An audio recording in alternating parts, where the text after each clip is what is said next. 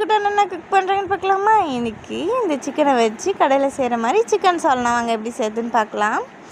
அது டேஸ்டியாக இருக்கும். நீங்களும் கண்டிப்பாக ட்ரை பண்ணி பாருங்கள். அதுக்கு நான் சிக்கனை உப்பு மிளகாத்தூள் இஞ்சி பூண்டு பேஸ்ட் போட்டு ஊற வச்சுருக்கேன். இப்போ கேஸ் ஆன் பண்ணி இந்த மாதிரி ஒரு பாத்திரம் வச்சு அதில் 3 tablespoon oil 1 tablespoon கீ ஆட் பண்ணிக்கலாம்.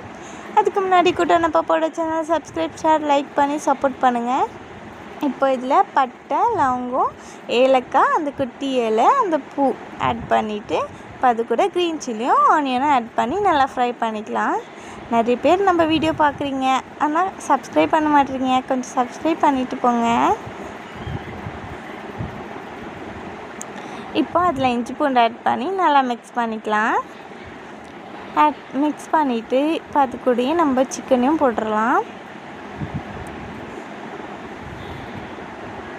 போட்டு நல்லா மிக்ஸ் பண்ணிவிட்டு இப்போ அது கூட மிளகாத்தூள் கரம் மசாலா பெப்பர் அது கூடயே மஞ்சத்தூளும் ஆட் பண்ணி நல்லா மிக்ஸ் பண்ணிவிட்டு இப்போது 2 தக்காளி நீட்டாக கட் பண்ணி வச்சுருக்கேன். இப்போது தக்காளி வேகிறதுக்குள்ளே நம்ம ஒரு மசாலா அரைக்கணும். அதுக்கு தேங்காய் முந்திரி பாதாம் லவங்கம் சோம்பு அது கூடயே மல்லி கசகசா இது எல்லாத்தையும் போட்டு அரைச்சி பேஸ்ட்டாக நம்ம இதில் ஆட் பண்ணிக்கலாம். ஆட் பண்ணி நல்லா மிக்ஸ் பண்ணி விட்டு அது கூட எக்ஸ்ட்ரா தண்ணி ஊற்றி நல்லா கொதித்த உடனே நம்ம கொத்தமல்லி போட்டோன்னா நம்மளோட சால்னா ரெடி. இது கூட நம்ம செஞ்ச பரோட்டா வச்சு சாப்பிட்டு பாருங்கள். பரோட்டாவோட செம்ம டேஸ்டியாக இருக்கும். பரோட்டாவை தொட்டு மட்டும் சாப்பிட்றாதீங்க, நிறைய குழம்பு ஊற்றி சாப்பிடுங்க, சூப்பர் டேஸ்டியாக இருக்கும்.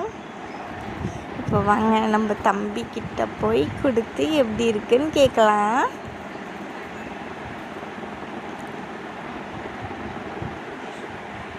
எப்படி இருக்குது?